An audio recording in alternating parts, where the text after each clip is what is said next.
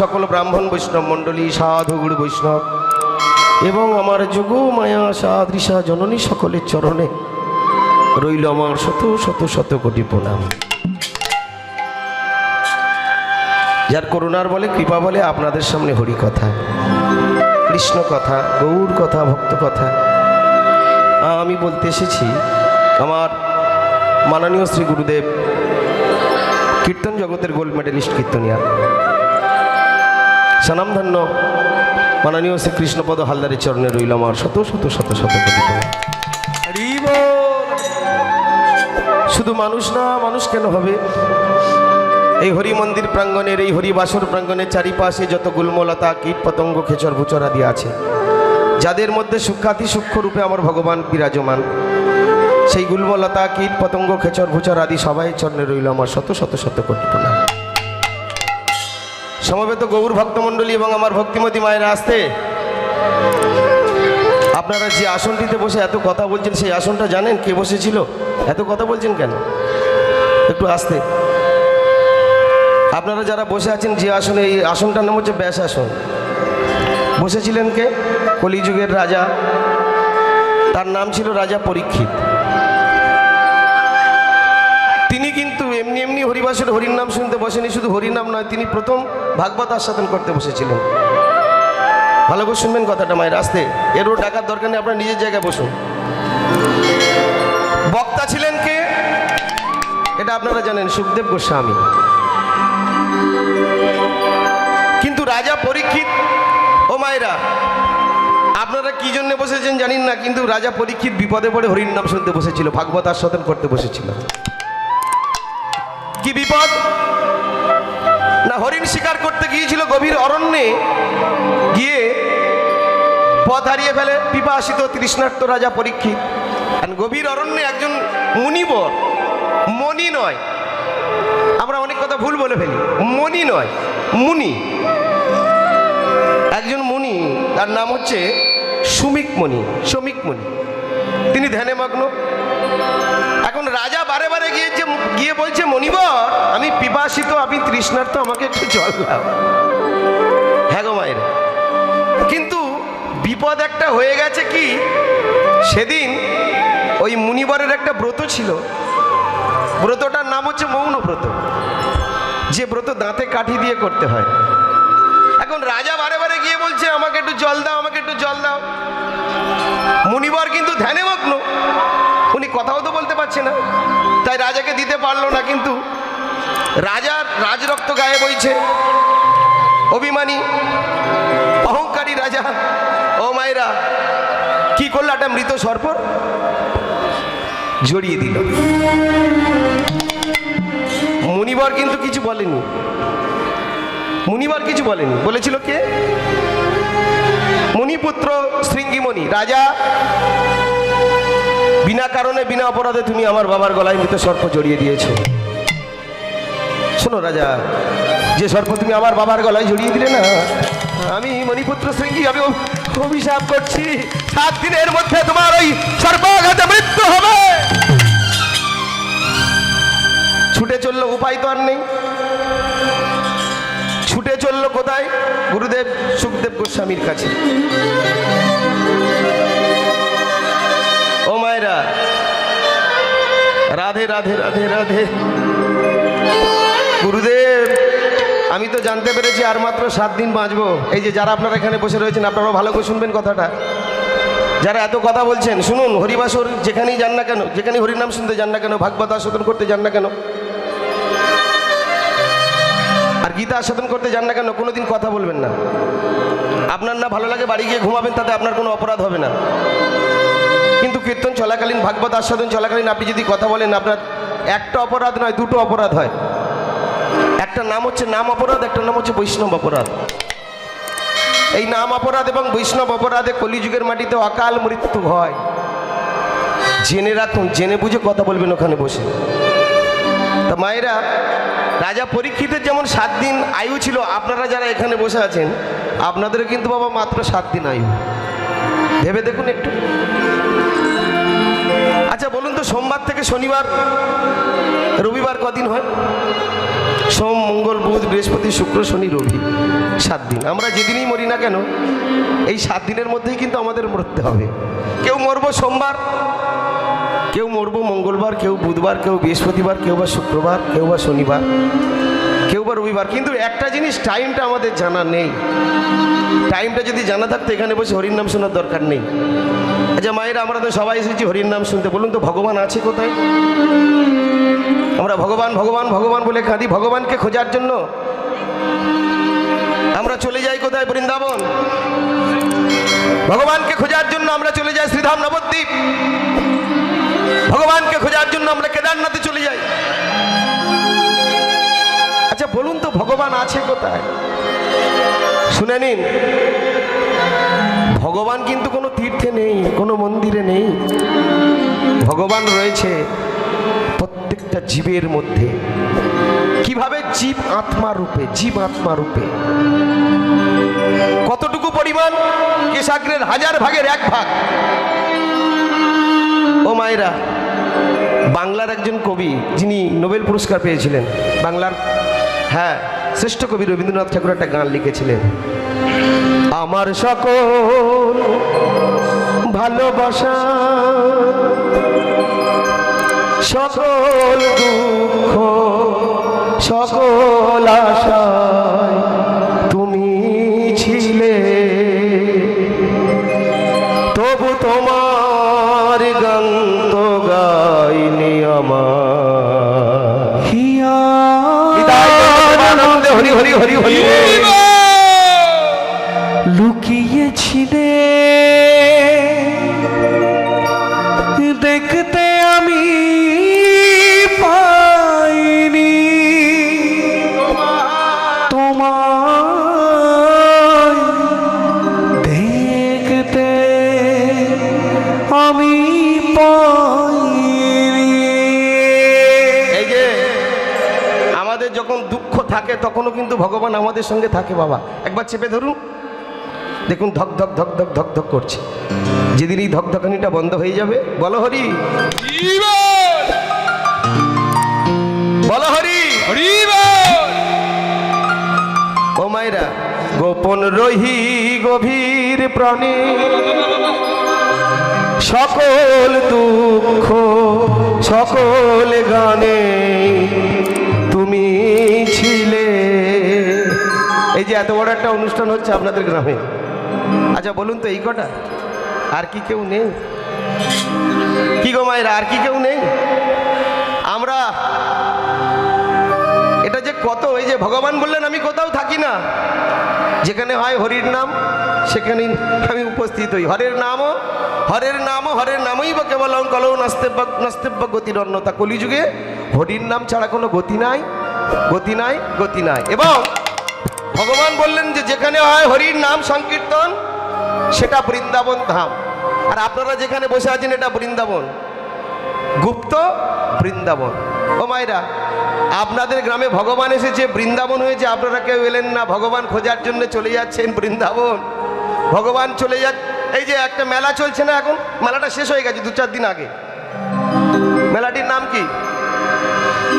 আস্তে আস্তে আস্তে আস্তে আস্তে কুম্ভ মেলা, তাই তো মায়েরা?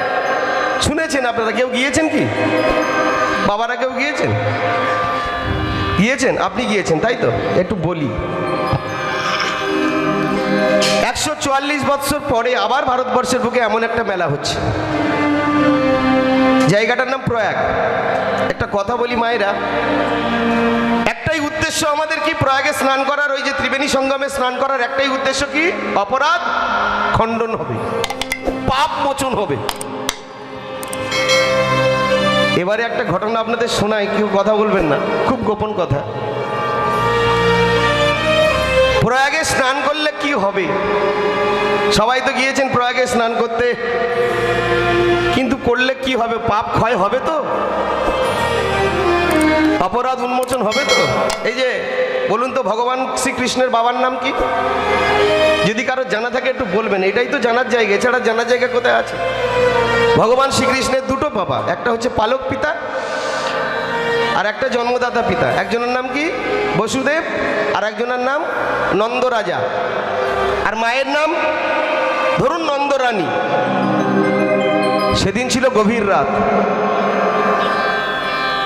হঠাৎ মেয়েটার ঘুম দেখ, এই কি করে ঘুমায় এই, ভালো তো। ও রানী, রাজার কথা শুনে রানী কি হয়েছে মহারাজ, কি হয়েছে, কি হয়েছে? এত রাত্রে এত ঘুম কিসে তোমার? কি হয়েছে মহারাজ, কি হয়েছে? শোনো না, এই যে আমার খুব ইচ্ছা গো, এখন প্রয়াগে একটা মেলা চলছে জানো, মেলাটির নাম কুম্ভ মেলা। আমার খুব ইচ্ছা আমি ওই ত্রিবেণী সঙ্গমে গিয়ে একটা ডুব দেব। শুনেছি রাজা রানীকে বলছে, শুনেছি ডুব দিলে নাকি অপরাধ খণ্ডন হয়। আস্তে আস্তে মা, আস্তে। আমি তাই স্থির করেছি কাল প্রাতঃকালে যাব, প্রয়াগে গিয়ে ওই ত্রিবেণী সঙ্গমে ডুব দেব। এখন রানীমা বলে উঠলো, মহারাজ কেন, আমি কি তোমার কেউ নই? আমিও তোমার সঙ্গে যাব। শুনুন মায়েরা, তা রাজা বলল, রানী তুমি যখন যাবে চলো। তবে রানী শোনো, যাবার আগে বৃন্দাবনে যে নদীটা বইছে, নদীটার নাম হলো যমুনা। চলো একবার যাই, গিয়ে যমুনাতে একটা ডুব দিয়ে আসি, তারপরে আমরা যাব কুম্ভে স্নান করতে, তীর্থরাজ কুম্ভে গিয়ে ডুব দেব। ও মায়েরা, এখন রাত্রি তো, রাত্রি তখন ঠিক দুটো, রানীর হাতটা ধরে রাজা চলেছে যমুনাতে স্নান করতে। রাজা এবং রানী দুজনেই যমুনায় নেমেছে স্নান করবে বলে এক বুক করে জল। হঠাৎ রাজা দেখতে পেল একটা পশু, চারটে তার পা, একটু বড়, রং তার কালো, একটা পীত বারণ ঘোড়া, সাধারণ ঘোড়ার থেকে একটু বড়। সেই ঘোড়াটি ছুটতে ছুটতে আসছে যমুনার তীর দিয়ে যমুনার দিকে। ধীরে ধীরে সেই ঘোড়াটি ছুটতে ছুটতে এসে নেমে পড়লো যমুনাতে। স্তম্ভিত হলো রাজা, স্তম্ভিত হলো রানী। কি হয়? রাজা বলছে, আমি সমস্ত পশু স্নান দেখেছি কিন্তু কোনোদিন ঘোড়া স্নান দেখিনি। আচ্ছা রানী, কি ব্যাপার, ঘোড়াটা এত রাত্রে এখানে স্নান করতে এসেছে কেন? রংটা ছিল তার কালো। ওমা, ঘোড়াটি ডুব দেয় আর ওঠে, ডুব দেয় আর ওঠে, ডুব দেয় আর ওঠে,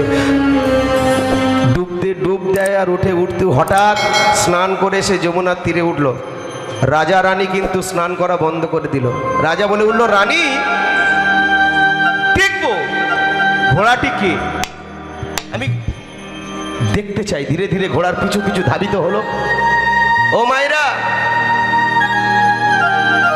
রাজা দেখছে তার সামনে ঘোড়াটি কি করলো দেখুন, স্নান করলো তো, যমুনাতে স্নান করে বৃন্দাবনের ধুলায় গড়াগড়ি দিচ্ছে। একবার এপার থেকে ওপার, ওপার থেকে এপার। যখন 3 বার গড়াগড়ি দেওয়া হলো, তখন নন্দরাজা বলে উঠলো, কে তুমি? বলো তুমি কে? এত রাত্রিতে এই যমুনাতে স্নান করে বৃন্দাবনের মাটিতে এমন করে গড়াগড়ি দিচ্ছ কেন? এই যে মা, মানুষের জ্ঞানগম্যি কম, কিন্তু ঘোড়ার জ্ঞানটা দেখো। পিছন দিকে তাকিয়ে দেখে রাজা রানী দাঁড়িয়ে রয়েছে। ঘুরে গেলেন, ঘুরিয়ে গিয়ে ঘোড়ার তো 4টে পা, সেই কালো বরণ ঘোড়াটি সামনের পা দুটোকে ছোট করে দিলেন। ছোট করে দিয়ে বসে পড়লেন, মাথা নত করলেন রাজা রানীর চরণে। নিতাই গৌর প্রেমানন্দ হরি। রাজা রানীর চরণে প্রণাম করে বলে উঠল, মহারাজ আপনি না আমাকে জিজ্ঞাসা করলেন আমি কে? হ্যাঁ, আমি তোমায় জিজ্ঞাসা করলাম তুমি কে। আমার মনে হয় তুমি ঘোড়া নয়। আপনি ঠিক ধরেছেন।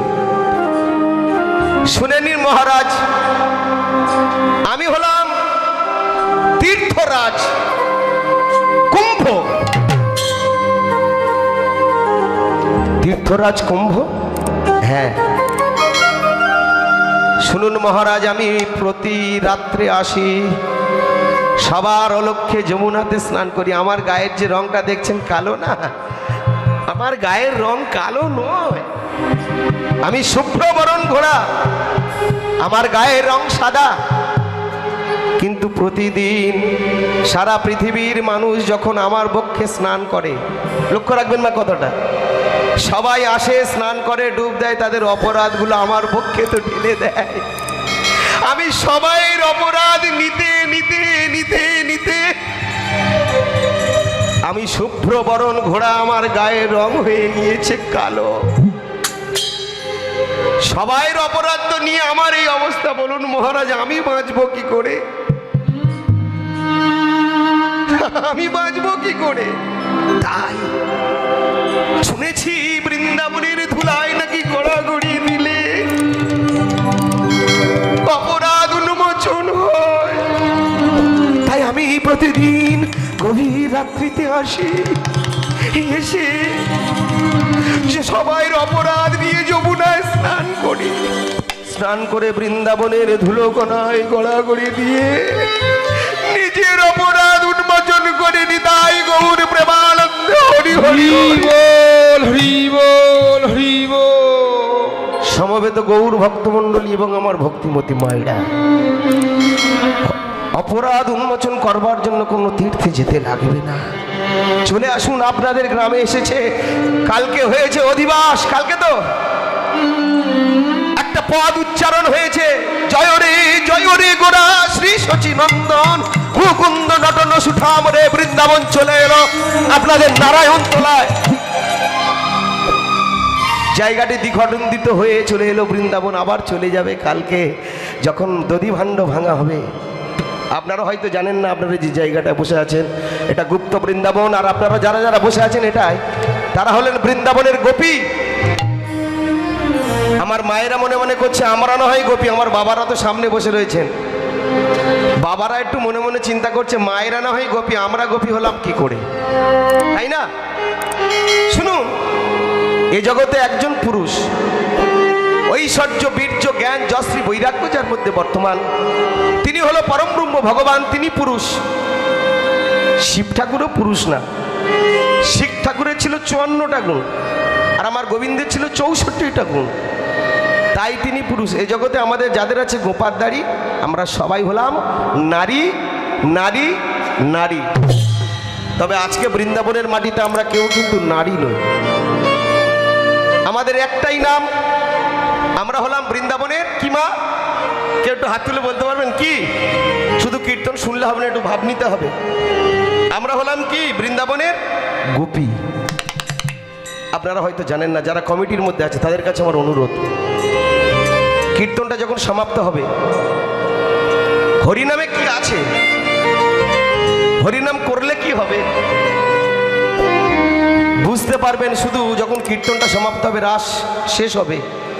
যারা কমিটির মধ্যে আছেন, আপনারাও তো যারা আছেন তারা গড়াগড়ি দেবেন, আর যারা কমিটির মধ্যে আছে তারা এসে অন্তত এই চটের উপরে একটু গড়াগড়ি দিও। কারণ বৈষ্ণব পদাবলীতে বললেন যে আপনারা যে ধুলাটা এই চটের উপর দিয়েছেন, এই ধুলাটার একটা নাম হয়েছে গোপী পদ রেণু। এটা ধুলা নয়, এটা ধুলি নয়, এটা গোপীর পদ রেণু। এই ধুলা মেখেছিল ব্রজের নন্দন কানু, ধুলা মাখরে আনন্দ করে, এই তো ব্রজের ধুলা, এই ধুলা মেখে শিবের নাম হয়েছে ভোলা। নিতাই গৌর প্রেমানন্দে হরি হরি বল, হরি বল, হরি বল। সমবেত গৌর ভক্তমণ্ডলী এবং আমার ভক্তিমতী মায়েরা, আজকে আমাদের একটা লীলা হবে, লীলার মধ্যে দিয়ে তত্ত্ব হবে। শুধু তত্ত্ব বললে শুনতে ভালো লাগবে না। বাবারা কি বলেন, মায়েরা কি বলেন? শুধু শুধু যদি তত্ত্ব গাই শুনতে ভালো লাগবে না, একের পর এক বিচ্ছিরি লাগবে শুনতে। আমি একটা লীলা প্রাসঙ্গিক করব, সেই লীলার মধ্যে দিয়ে দিয়ে তত্ত্ব যদি শোনেন হেভি শুনতে ভালো লাগবে, খুব সুন্দর লাগবে। তবে যারা যারা এখানে আছে সবাইকে আমি বলছি, মায়েরা যদি আমাকে একটু সুযোগ দেন, আপনারা যদি কম কথা বলেন, আমার বলতে একটু ভালো লাগবে। সমবেত গৌর ভক্তমণ্ডলী এবং আমার ভক্তিমতী মায়েরা এবং আমার বাবারা যারা আছেন, চলুন আজকে লীলা রাধা রানীর বিয়ে, রাধার বিয়ে। তবে এই লীলা শোনবার আগে আমাদের প্রথমে যেতে হবে আস্তে আস্তে। মায়েরা, আপনাদের এদিকে হয়েছে কিনা জানি না, যদি আমি কোনো ভুল ত্রুটি বলে থাকি আমাকে নিজের সন্তান মনে করে ক্ষমা করে দেবেন। আমাদের এদিকে কিন্তু একটা জিনিস হয়েছে, হিন্দু ধর্মের ছড়াছড়ি। আপনারা আমাদের এই হিন্দু ধর্মের শত্রু কিন্তু আমাদের এই হিন্দুরাই বাবা, অন্য কোনো ধর্ম না। ধরুন আপনাদের গ্রামে কেউ মায়াপুরে গিয়েছে কিংবা কেউ নবদ্বীপে গিয়েছে, নবদ্বীপে গিয়ে কেউ ভগবানের নামে দীক্ষিত হয়েছেন, এসে যদি কেউ নামের মালা জপ করে, কেউ একটু তিলক করে না, তাকে আমরা কি বলি? বাবা বৈষ্ণব হয়েছে।